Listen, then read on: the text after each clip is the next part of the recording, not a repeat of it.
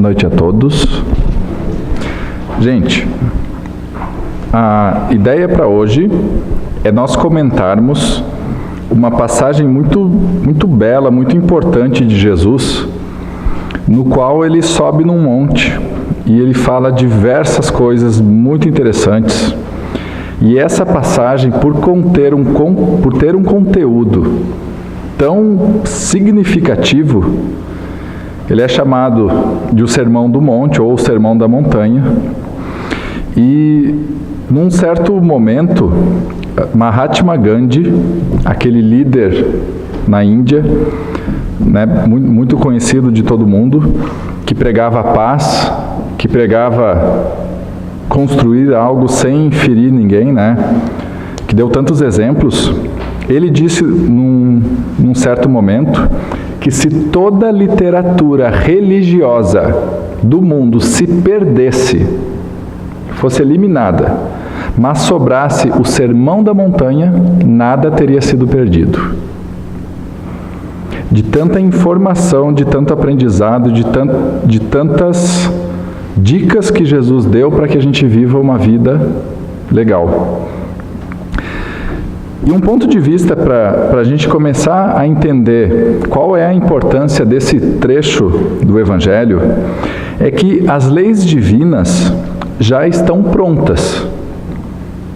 As leis que Deus criou, as regras de boa convivência, aquilo que faria a gente evoluir, não foi criado como um pequeno rascunho lá com Moisés, nos 10 mandamentos, e depois ele ditou outras coisas. Não, as leis divinas já estão prontas desde sempre. Mas aos poucos Deus envia seres evoluídos, seres iluminados, para nos ajudarem a relembrar estas leis que já estão dentro da gente, a nos explicarem de forma diferente, a fazer despertar na gente que aquilo que já está dentro da gente, mas está muito esquecido, que aquilo é um guia seguro de uma vida feliz. Nesse trechinho, Jesus fala muita coisa, gente, muita coisa. Nós encontramos o Sermão do Monte no Evangelho de Mateus, nos capítulos 5, 6 e 7. Para quem já leu esse trecho, capítulo 5 tem 48 versículos, o 6 tem 34, o 7 tem mais 29. Nós não vamos ler todos eles, tá? Mas é importante a gente comentar, antes de pensar alguns deles aqui para o nosso estudo, que quando Jesus nos trouxe isso tudo, a humanidade estava saindo da sua infância espiritual e entrando na sua fase adulta. Emmanuel nos explica em uma das suas obras, com Chico Xavier, que o Primeiro Testamento foi trazido durante a infância espiritual da humanidade. E nesse Primeiro Testamento a gente tem muitas coisas escritas lá que eram as leis da época. Tem muitas proibições lá também.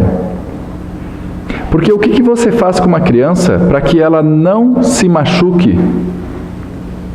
Se num local tem, por exemplo, um fogão, tem uma escada que não tem ali o corrimão ou dá para passar por baixo, se tem facas lá na cozinha, né? O que você diz para uma criança?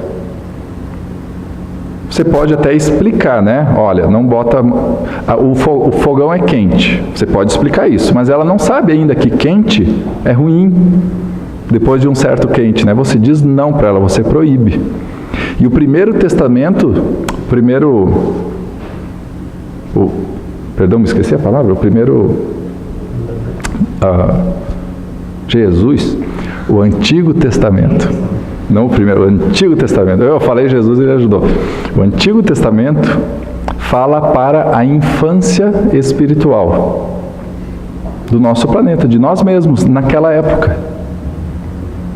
Trazia essas proibições, trazia as regras de como a gente não fazer besteira, né?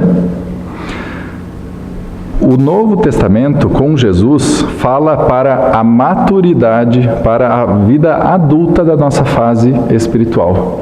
E ele abre essa nova fase. Nessa fase, já não cabe mais o olho por olho, dente por dente, e sim o amar ao próximo como a ti mesmo. Ele inaugura uma nova fase em que nós deveríamos nos esforçar muito mais para fazer o que ele nos orienta. E para a gente entender o Sermão do Monte, algumas coisas não fariam sentido se nós tivéssemos apenas o olhar materialista. Se a gente acreditasse que a vida é só essa aqui. Quer ver um exemplo? Logo no início Jesus diz: bem-aventurados os que choram, porque serão consolados. Por que eu devo pensar que eu sou bem-aventurado, que é algo bom, que eu tive sorte em estar chorando e estar passando por uma aflição? Se eu só vivo essa vida, eu quero mais é curtir. Eu quero aproveitar, eu quero ser feliz o tempo inteiro. Porque eu só tenho essa, né? E vai acabar. Se eu acreditar que essa vida é única. Com o Espiritismo, que é a terceira revelação, que é aquele consolador que o Cristo prometeu lá atrás, Kardec nos dá 4 pilares básicos para a gente entender todo o Sermão do Monte. O primeiro deles está no capítulo 1 do Evangelho segundo o Espiritismo, onde ele diz que não veio destruir a lei. E a lei naquela época era o Antigo Testamento, né? Ele diz que ele não veio dizer que estava errado, aquilo, mas ele veio colocar aquilo, nos relembrar o que já foi dito e trazer coisas novas. E isso acontece de novo com o Espiritismo, que é o Consolador prometido, nos trazendo ainda mais elementos que agora, nessa maturidade espiritual, a gente é capaz de entender. E na época a gente não era. Não era a tal ponto que um ser disse para a gente se amar uns aos outros e nós crucificamos ele. Mas ele entendia que a gente já podia começar a pensar nisso e evoluir. No capítulo 2, ele diz que o reino não é deste mundo. O reino dele, né, não é deste mundo. Ou seja, existe uma vida futura. Nós somos seres imortais. E sendo seres imortais, assim como alguém que vai numa escola e sabe que naquele dia está estudando uma coisa, no outro outra, e lá na frente vai ter uma prova, e todas essas coisas estudadas aqui vão fazer sentido. Vai ter um momento em que eu vou usar isso tudo. E se por acaso eu for mal numa disciplina, eu vou ter uma chance de recuperar. Mas geralmente a gente recupera quando os amigos já estão de férias. Quando os outros já estão descansando, aí eu tenho que me esforçar um pouco mais. A gente às vezes chama isso de expiação aqui, né? Quando tudo poderia ser um pouco mais tranquilo, está um pouco mais agitado na minha vida. Porque eu estou expiando aquela prova na qual eu já falhei, e agora eu recebo uma segunda chance. Quando eu penso assim, e eu reflito que esses que choram, esses que passam fome, esses que são humildes, esses que estão passando por algumas dificuldades aqui, estão fazendo a recuperação de uma disciplina, que eu estou passando por essa recuperação, e passada essa recuperação, algo melhor vem. E se é uma prova, não é recuperação, eu estou me fortalecendo para coisas melhores e maiores ainda depois. Sabendo que a gente não vive só essa vida, começa a fazer mais sentido porque que Jesus dizia: bem-aventurados os aflitos. Ele fala também, Kardec, para a gente, que há muitas moradas na casa de meu pai, né? Que não é apenas este mundo aqui que nós habitamos que existe. Que tem muito mais no universo para ser visto, para ser vivido, para ser aprendido. Que as coisas que acontecem aqui, que as revoluções, e a gente está passando por uma exatamente agora, né? Neste instante, está faltando gasolina, porque o nosso povo já não é mais o mesmo. Nós já fomos no passado às ruas porque o povo já não é mais o mesmo, porque tem algo acontecendo com as grandes massas, e não só mais no individual, as massas estão mudando. Seja o que for que aqueles que detinham o poder faziam antes, já vão pensar 2 vezes para fazer a partir de agora, né? E nós, se tivermos a oportunidade de chegar nesse mesmo nível de influenciar pessoas através do poder, também vamos pensar 2 vezes. Mas isso tudo que está acontecendo não quer dizer que Deus perdeu o controle, gente, no nosso planeta. Porque esse planeta é mais um dos trilhões de planetas que existem pelo universo, muito mais do que esse número. E esse é apenas um deles no qual nós estamos estagiando, como uma escola. Cada um de nós estuda em uma, né, ou estudou em uma, mas existiam muitas outras. Às vezes a gente se pergunta, mas e se desse uma guerra, e se acabasse tudo? Né? Se tivesse uma guerra nuclear, destruísse a vida. Uma vez perguntaram isso para o Chico Xavier. Chico, e se tiver uma guerra nuclear e acabar o mundo, o que acontece? E ele disse, olha, o Emmanuel está me dizendo que com muita naturalidade, os bons espíritos iam achar um outro mundo para a gente. Ia seguir. Ia continuar estudando. Se a minha escola por acaso fechasse por algum motivo, teria outra escola para eu ingressar. E o meu caminho ia continuar. E ele diz no último pilar destes 4, que ninguém pode ver o reino de Deus se não nascer de novo. E aí começa a fazer mais sentido que esta vida aqui não pode ser a única. E que aqueles que já partiram, as pessoas que às vezes a gente diz que perdeu, não foram perdidas. As pessoas que já partiram para o lado de lá antes da gente, continuam sua vida e nos aguardam. E a doutrina espírita nos explica que antes de estarmos aqui e alguém partir, nós já estávamos do lado de lá, né? E viemos para cá. Antes dessa nossa encarnação aqui, nós estávamos em um grupo no plano espiritual. E nesse grupo de pessoas afins aos nossos corações, a gente fez alguns acertos, do tipo, ó, vai você, tá bom? Ó, você vai ser o pai, você vai ser a mãe, vê se não casa com o outro lá, tá? Porque depois eu vou como filho. E eles vieram antes. E eles nasceram antes de nós, se encontraram, e um dia nos deram a oportunidade e agora somos nós que estamos aqui. Se já estamos casados, nós também fizemos um planejamento lá e dissemos, olha, eu vou nascer... Eu, por exemplo, nasci em 81. A minha esposa nasceu em 82. Então eu imagino a conversa lá. Olha, eu vou nascer ano que vem, você vai um ano depois, tá? Eu vou me preparar no que eu preciso, te preparo no que tu precisa. Eu nasci em outra cidade e vim para cá. E assim como muitos aqui, um acaso, uma coincidência fez a gente se encontrar, que de coincidência não tinha nada, né? Provavelmente aquele que é nosso filho hoje, aquele pequenininho, enquanto ainda no plano espiritual, na erraticidade, estava lá acompanhando o pai, o futuro pai e a futura mãe, fazendo com que o caminho cruzasse um dia, né? E quando a gente olha a vida por esta perspectiva, de que viemos de outras experiências, estamos em apenas uma delas e teremos outras, as coisas que Jesus nos diz começam a fazer mais sentido para a gente. E uma última explicação é que Jesus não veio até aqui fundar uma religião, gente. Não foi um movimento religioso que ele nos trouxe. Jesus nos trouxe um código moral que é universal, um código de conduta que serve para a gente neste planeta, serve em qualquer outro orbe do universo, serve no plano material, no plano espiritual, serve em qualquer situação.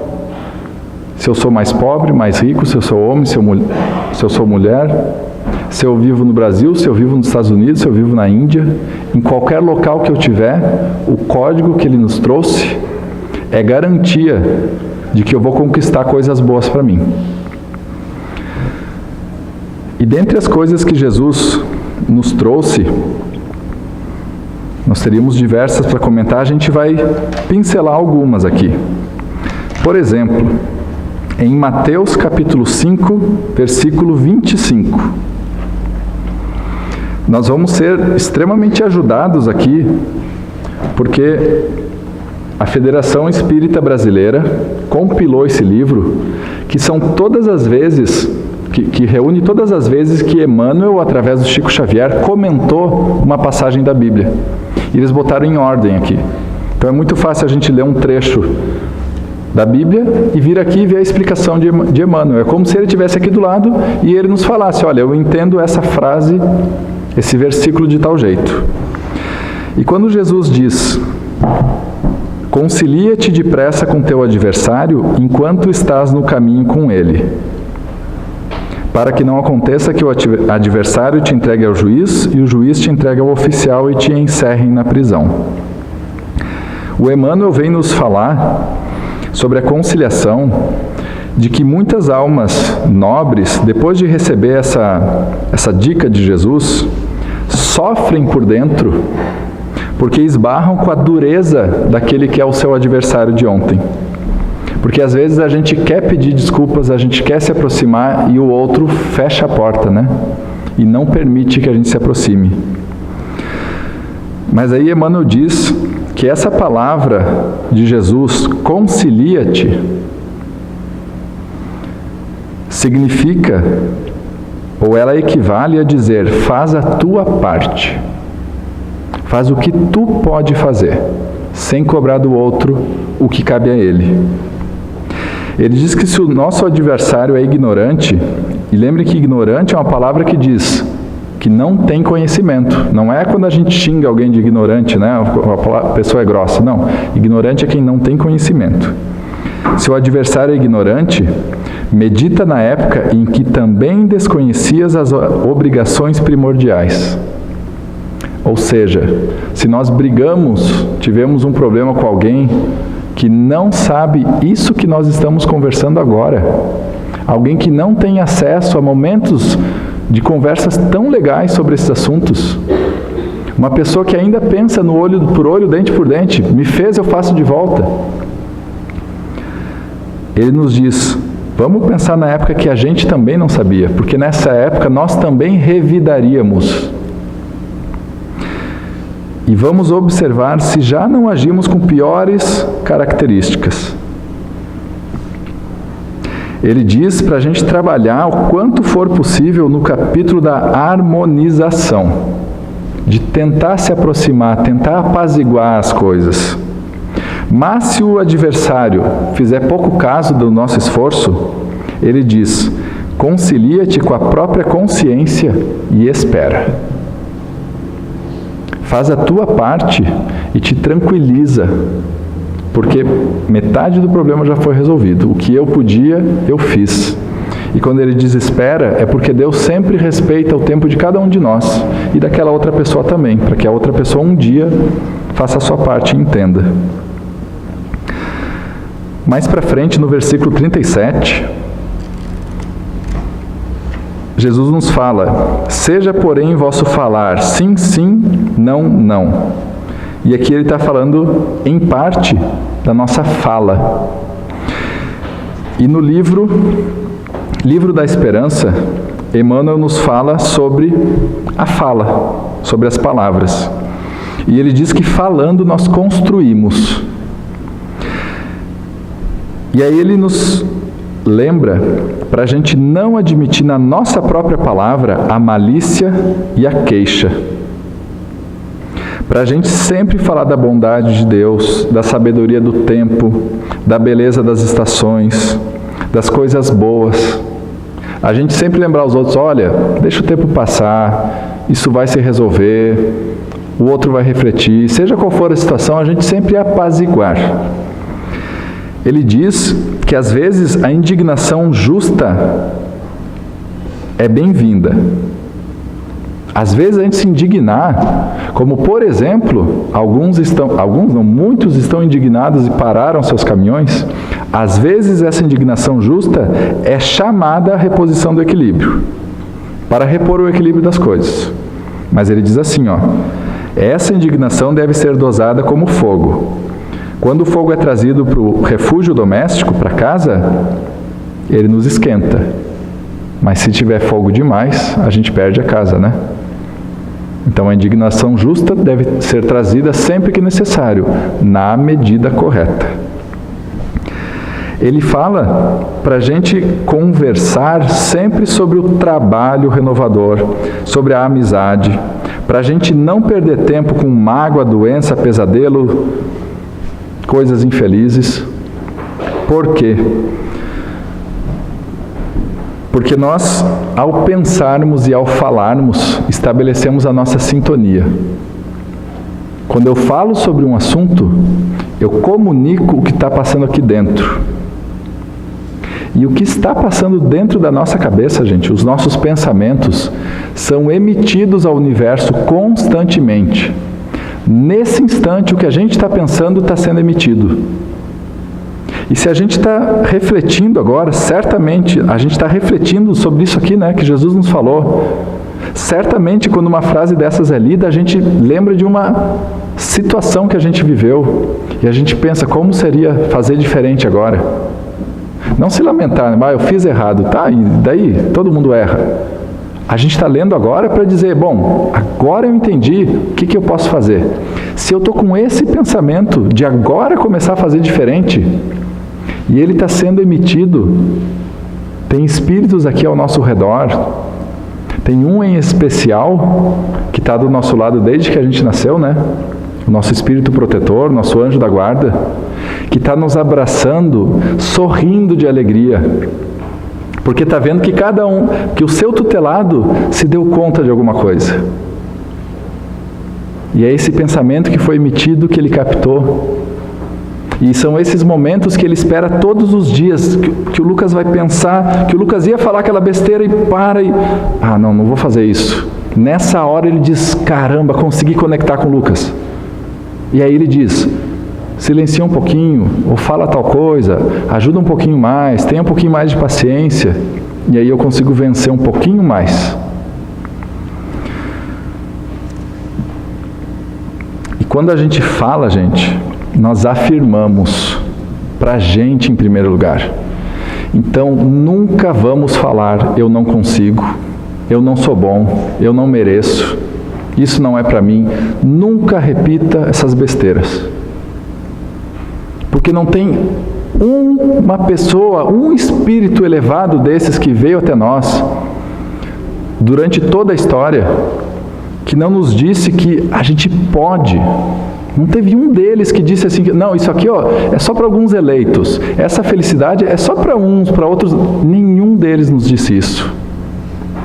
Todos nós podemos atingir os nossos objetivos, nos transformar na pessoa que nós desejamos ser, crescer, evoluir. Mas quando a gente afirma para a gente que não pode, que não consegue, que não deve, isso tem uma força muito grande. E aí, gente, em Mateus capítulo 6, Jesus nos fala sobre a oração. E é aqui que ele nos ensina o Pai Nosso. Foi no Sermão do Monte, foi nesse momento que ele explicou como a gente deveria orar. E aí o Emmanuel nos diz que a grandeza dessa prece dominical nunca vai ser devidamente compreendida por nós, que recebemos ela. Porque cada palavra dentro dela tem uma fulguração, tem uma luz muito intensa. Tem pessoas que estudam muito aprofundadamente Jesus, o que ele fez. Cada frasezinha do Pai Nosso tem um significado enorme. Para exemplificar, só o Emmanuel nesse livro tem 1, 2, 3, 4, 5, 6, 7, 8 interpretações para a frase Pai Nosso que está nos céus, santificado seja o vosso nome. Para esta frase, nós encontramos 9 interpretações, 9 capítulos de livros dedicados somente a essa frase. Ele nos diz que quando a gente pronuncia o Pai Nosso, a primeira frasezinha, que a gente está lembrando que é Deus em primeiro lugar, que é através dele que tudo veio, que dele tudo surgiu. Que quando a gente vai para a segunda, venha a nós o vosso reino, seja feita a vossa vontade. Ele nos lembra, no livro Ceifa de Luz, de que a divina sabedoria nunca se engana. Seja feita a vossa vontade. E às vezes a vida faz uma coisa que a gente não compreende o motivo. A gente acha que não devia ter sido daquele jeito. Mas tem vezes que o professor olha para o aluno e percebe que uma lição diferente é necessária. Percebe que aquele aluno já compreendeu uma parte da lição, mas uma outra não. Será que o professor vai repetir o que o aluno já aprendeu? Ele vai reforçar o que não foi compreendido. E geralmente dentro de nós o que não foi compreendido é aquilo que a vida traz e incomoda a gente. Ah, mas o Tasca quando vem e fala aquela coisa me dá um troço. A psicologia moderna nos diz que quando o Tasca vem e me fala uma coisa e me dá um troço, o que ele fala apenas toca dentro de mim uma falha que existe em mim. Então não foi ele que causou aquela coisa dentro de mim. Ele me deu a oportunidade de ver o que já estava aqui. E que talvez se ele não dissesse, eu não teria essa chance. Aí os espíritos dizem, aqueles que a gente chama de inimigos são os nossos personal trainers, os nossos professores. O personal trainer vê que o Lucas está com o braço forte já assim. Mas o Lucas disse que está doendo aqui as costas. Ele vê, opa, tem que reforçar esses músculos. Quando ele me der o peso para puxar a primeira vez, será que vai ser confortável? Dizer, mas isso dói, isso cansa, isso é... Claro, o músculo está fraco. Mas ele sabe, isso é para o bem do Lucas. Então eu vou reforçar esse músculo dele. Ele diz, o Emmanuel, que a gente se encontra no lugar certo. Que a gente sempre tem com a gente as criaturas, as pessoas mais adequadas a nos impulsionarem para frente. Que a gente passa pelas experiências que a gente precisa para a conquista da elevação espiritual. Outro dia, eu achei que eu tinha nascido no endereço errado, mas não pode. Aí veio a conta da luz, tinha meu nome e aquele endereço. Aí eu confirmei que era ali. Nós não nascemos na família errada, nem no endereço errado, nem com o corpo errado, nem na época errada. Ele nos diz que a gente recebe os parentes e as afeições que nós mais precisamos para resgatar dívidas do passado ou para renovar os nossos impulsos de elevação. Que as pessoas que estão do nosso lado, com aquelas características, sabe aquela coisa que você pensou agora daquela pessoa? É um presente. Porque essa exata característica, talvez se essa característica daquela pessoa que nos tira do sério, se essa pessoa fizesse a mesma coisa com uma outra, e se essa outra pessoa... Vamos traduzir. Se a minha esposa, quando faz aquela coisa que me irrita, se ela estivesse casada com outra pessoa, e esse outro cara já tivesse resolvido por dentro no que eu ainda não estou, ela teria a mesma atitude, ele ia olhar e ia dizer, ok, não ia fazer nada por dentro dele, não ia irritar, não ia tirar ele do sério, porque aquilo já está resolvido. Se mexe com a gente, é porque tem algo para olhar para dentro e trabalhar. Tem paciência, tem compreensão, tem amor. Tem coisas ali dentro para serem trabalhadas. Aí, Jesus continua, ele fala do pão nosso, e aí ele cita, perdoa nossas dívidas assim como nós perdoamos aos nossos devedores. E além de pedir a Deus que perdoe as nossas dívidas, ele nos bota um compromisso, né? Deus, me perdoa do mesmo jeito que eu perdoo os outros. Virgem Maria, não é só mais pedir o perdão. Eu vou ter que perdoar também, do mesmo jeito que eu estou pedindo.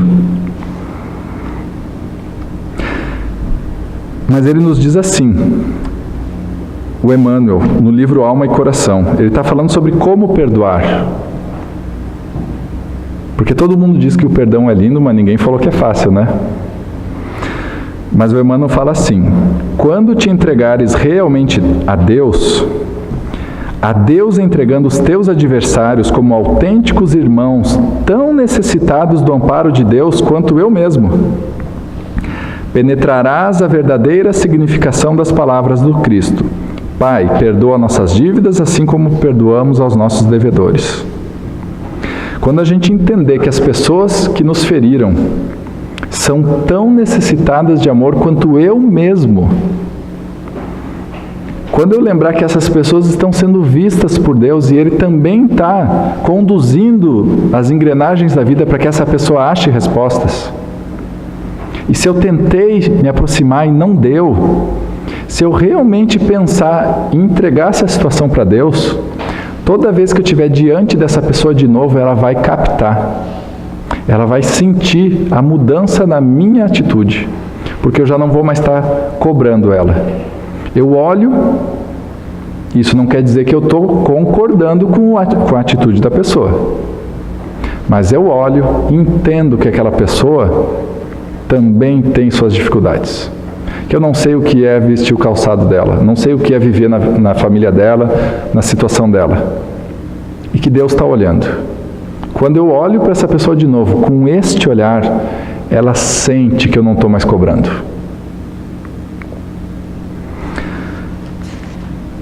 Mais para frente, e nós já vamos encerrar porque o nosso tempo está correndo bem rápido, Jesus fala da tentação. Não nos deixeis cair em tentação, mas livrai-nos do mal. E aí vem o Emmanuel, no Reformador, e nos fala sobre a obsessão, sobre a tentação, né? E ele diz que nem sempre a gente se dá conta, mas os processos obsessivos, ou seja, aquelas vezes que um espírito se aproxima de mim e me influencia para o mal, que esses processos começam sempre em pequenas bagatelas, em coisas muito pequeninhas. Por exemplo, um olhar de desconfiança, um grito de cólera, uma frase pejorativa, um momento de irritação, uma tristeza sem motivo, um instante de impaciência. E para quem já estudou um pouquinho sobre como é a influência de um espírito sobre nós, sabe que um espírito não consegue nos influenciar numa coisa que nós não pensamos. Por exemplo, vem um espírito aqui do meu lado e quer me influenciar a comer jiló. Primeiro, que eu nunca comi. Segundo, que eu já ouvi que é horrível. Se alguém gosta, me perdoe. Ele vai ficar soprando na minha mente, come jiló, come jiló. Isso não diz nada para mim, ele não consegue influenciar. Mas aí, ele descobre que o Lucas tem momentos de irritação, com coisinhas que dão errado. Caiu aqui a lapiseira, que droga! Talvez eu nem fale ai que droga, né? Porque afinal estou numa casa espírita, né? Mas por dentro, aí sorri de novo. Mas o pensamento foi emitido. E nessa hora, esse espírito que já percebeu que eu tenho esses instantes, encontra a sintonia do rádio. O rádio está na mesma frequência. E ele consegue soprar. É uma droga mesmo, né? Que raiva. Aí eu já fico meio fora, bato com... Ixi, mas perco totalmente a concentração que a gente está aqui, essa sintonia. E ele diz, quando é estabelecida essa ligação no momento pequenininho, começam as grandes brechas, a desarmonia em casa, a discórdia no grupo de ação, a doença imaginária, o veneno da queixa, a discussão infeliz, o afastamento de amigos. As obsessões que envolvem pessoas ou grupos, equipes, quase sempre partem de inconveniências pequeninas que deveriam ser evitadas. Como se fosse um foguinho que começou muito pequenininho, que é só bater assim, né? Acabou.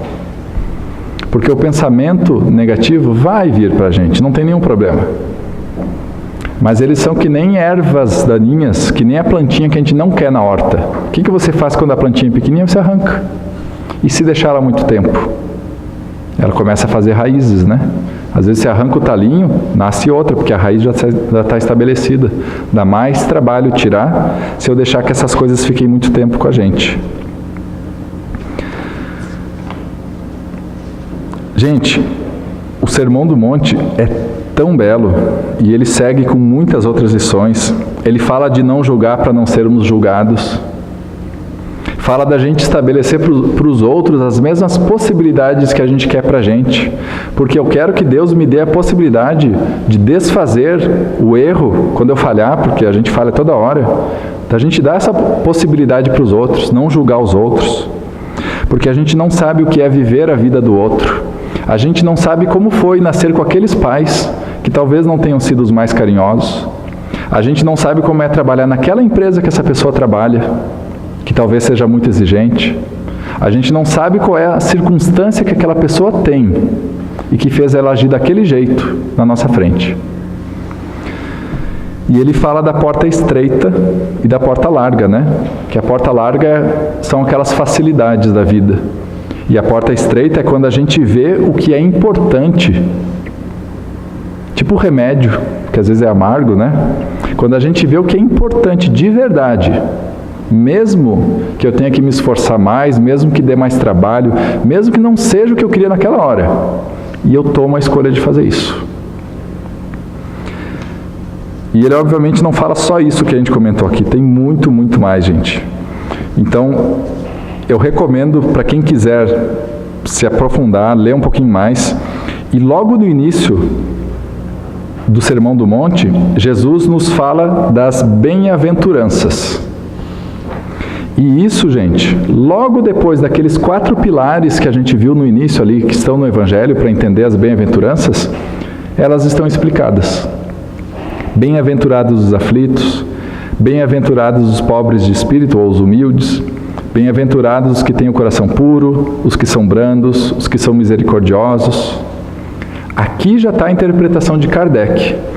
E se a gente tiver a oportunidade de pegar uma dessas obras de Emmanuel, onde ele interpreta, a gente aprofunda ainda mais. Mas o mais importante disso tudo, a nossa encarnação nos propicia experiências. Cada um dentro desse salão está vivendo a sua experiência. A experiência do outro não me diz respeito. A experiência do outro, a experiência do Tasca é para que ele aprenda alguma coisa. Talvez eu ali também aprenda, ou talvez não aprenda nada. Porque o foco da minha vida é um, a dele é outra. Cada um está tendo essas experiências. E nas diversas encarnações a gente repete, repete, repete. Como um músico, que de tanto repetir, ele vai fazer o show sorrindo, ele conversa, parece que tem outra pessoa ali tocando, né? Já virou automático. E a gente repete nas diversas encarnações para que vire automático também. Fazer o bem, compreender, se esforçar, perdoar. A doutrina espírita nos oferece essa visão de uma vida mais ampla, que não começa e termina aqui, que tem um motivo para tudo que está acontecendo e que está nos dando uma oportunidade todos os dias. Seja o que for que acontecer, quando a gente sair dessa casa abençoada aqui e for para o nosso lar, se for um momento de tranquilidade, teve um motivo.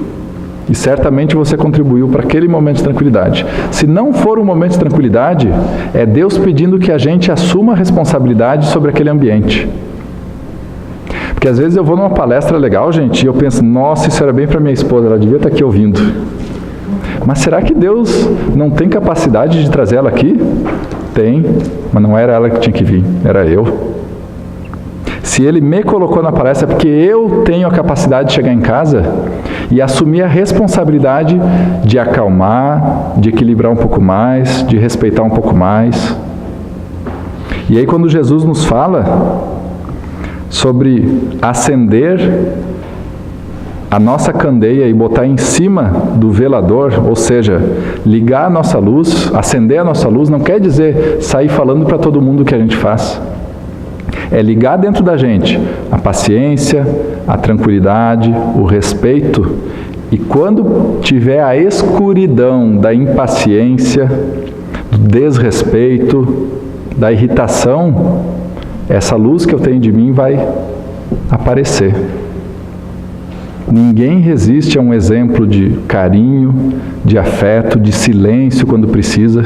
Isso é acender a nossa luz.